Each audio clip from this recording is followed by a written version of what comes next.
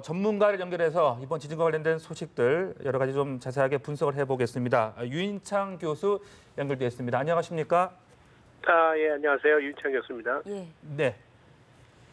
자, 지금 계속 저희가 보도를 해드리고 있는 대로 울산 동구 동쪽 52km 해역에서 규모 5.0의 지진이 발생했습니다. 이 해역에서 규모 5.0의 지진이 발생했다. 어떤 의미로 좀 파악을 할 수 있겠습니까?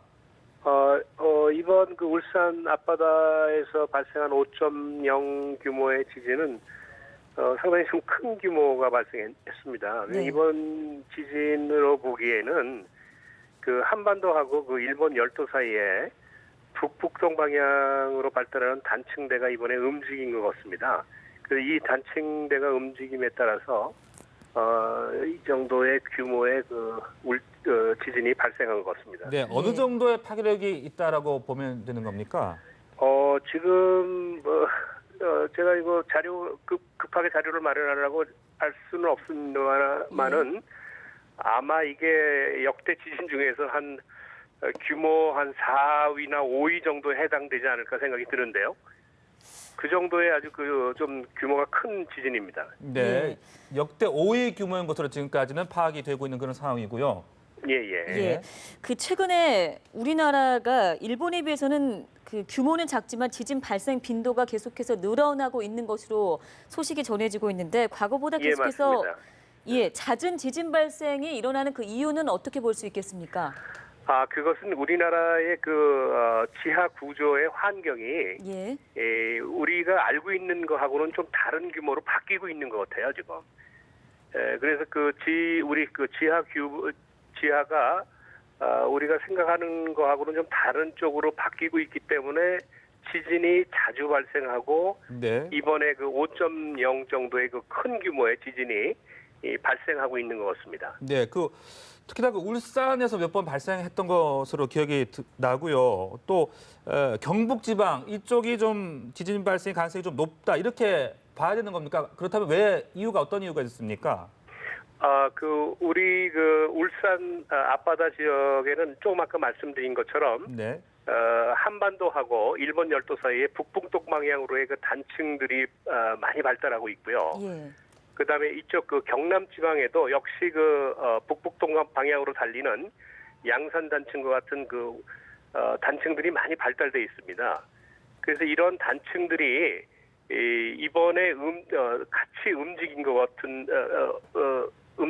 같습니다. 그래서 이런 단층의 영향으로 지진이 발생한 것 같습니다. 예, 교수님 이번 이 해역에서 발생한 지진임에도 불구하고 서울, 경기, 대전, 충청 여러 가지 전국 곳곳에서 지금 지진동을 느꼈다라는 제보가 잇따르고 있는데요. 저희가 어떻게 이해를 할 수 있을지 좀 설명을 부탁드리겠습니다.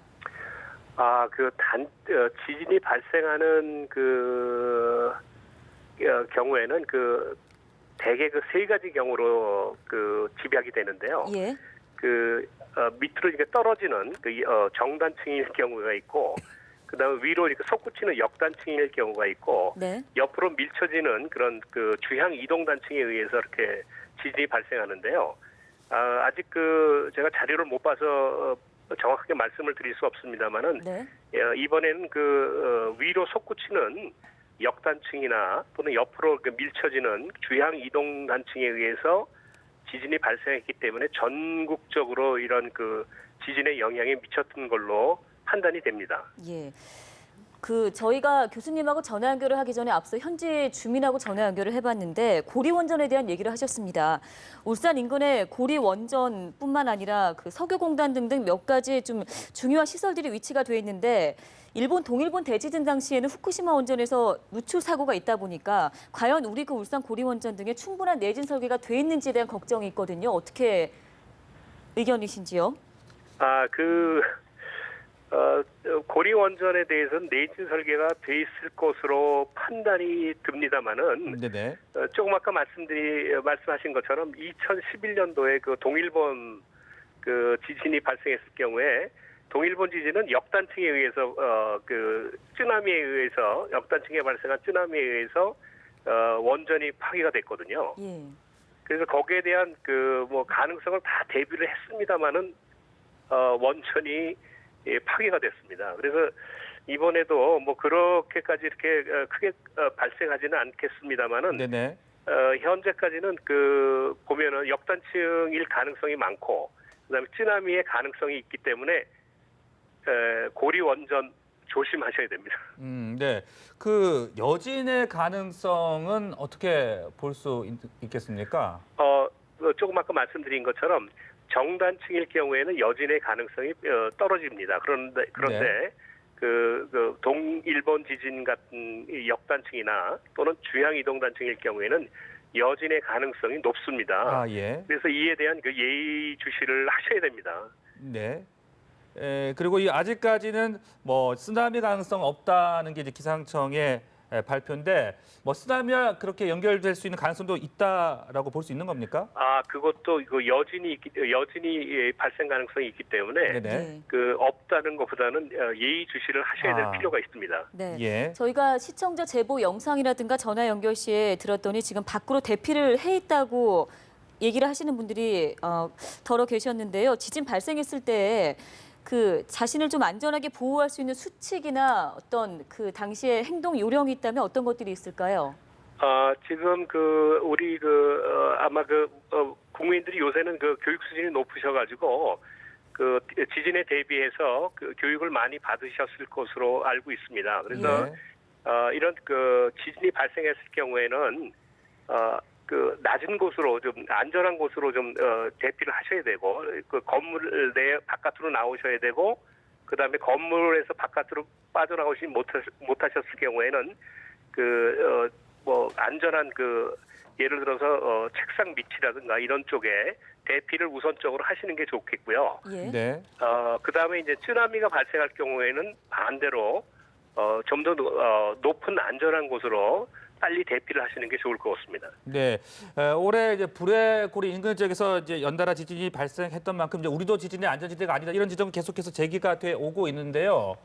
앞으로 우리 나라에서 이 지진을 대비한 어떤 대책을 세워야 될지 또 건물을 지을 때도 좀 더 이 내진 설계에 우리가 좀 유의해야 되지 않겠습니까? 예, 매번 말씀드리는 이야기 중에 하나인데요. 네.